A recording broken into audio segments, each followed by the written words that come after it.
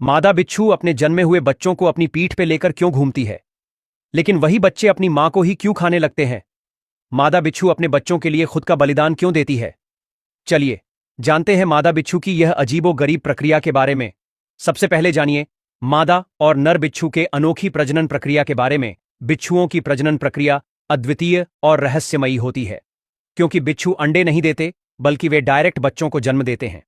सबसे पहले नर और मादा बिच्छू रासायनिक संकेतों और स्पर्श के जरिए एक दूसरे को पहचानते हैं।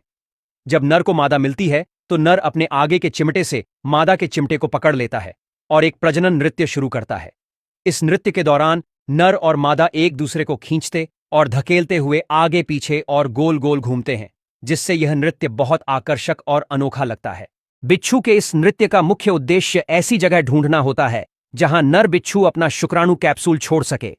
फिर सही जगह पर नर जमीन पर एक शुक्राणु कैप्सूल छोड़ता है जिसमें उसके शुक्राणु होते हैं। इसके बाद वह नृत्य करते हुए बहुत सावधानी से मादा को उस स्थान पर ले जाता है ताकि वह कैप्सूल मादा के शरीर के अंदर चला जाए। कैप्सूल मादा के अंदर चला जाता है तो नर मादा को तुरंत छोड़ देता है, क्योंकि कई मामलों में मादा नर को खा भी सकती है। फिर वह अंडे मादा के शरीर के अंदर ही विकसित होते हैं, इसलिए वे अंडे नहीं देती बल्कि सीधे बच्चे पैदा करती हैं।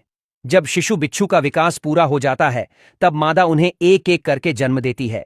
यह प्रक्रिया रात में अधिक होती है, क्योंकि बिच्छू रात में ज्यादा सक्रिय होते हैं और जन्म लेते ही छोटे छोटे बच्चे अपनी मां की पीठ पर चढ़ जाते हैं। मादा बिच्छू नवजात बच्चों को अपनी पीठ पर बिठाकर रखती है, क्योंकि वे बहुत नाजुक होते हैं। बच्चे जब तक अपनी पहली खोल बदलने की प्रक्रिया पूरी नहीं कर लेते, तब तक वे अपनी मां की पीठ पर ही रहते हैं। यह समय आमतौर पर 1 से 3 सप्ताह तक का होता है। मां उन्हें सुरक्षा देती है और भोजन की तलाश में भी जाती है। अब सवाल यह है कि जब तक बच्चे मां के पीठ पर रहते हैं तब वह क्या खाते हैं?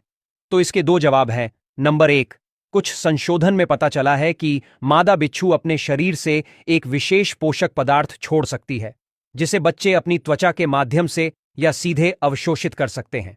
नंबर 2, नवजात बिच्छू जब मां के गर्भ में होते हैं तो वे अपने शरीर में थोड़ी मात्रा में पोषण संचित कर लेते हैं, जिससे जन्म के बाद वे कुछ हफ्तों तक बिना खाए पिए जीवित रह सकते हैं। जब बच्चे मजबूत हो जाते हैं और खुद शिकार करने योग्य बन जाते हैं तो वे मां को छोड़कर स्वतंत्र हो जाते हैं। लेकिन अगर कोई वजह से मादा बिच्छू मर जाती है, तब छोटे छोटे बच्चे उसके मां के शरीर को ही खाने लगते हैं, क्योंकि उनके पास भोजन के लिए कोई रास्ता नहीं होता। दूसरी ओर मादा बिच्छू को भोजन की कमी लगती है, तब वह भी कभी कभी अपने कुछ कमजोर बच्चों को खा सकती है।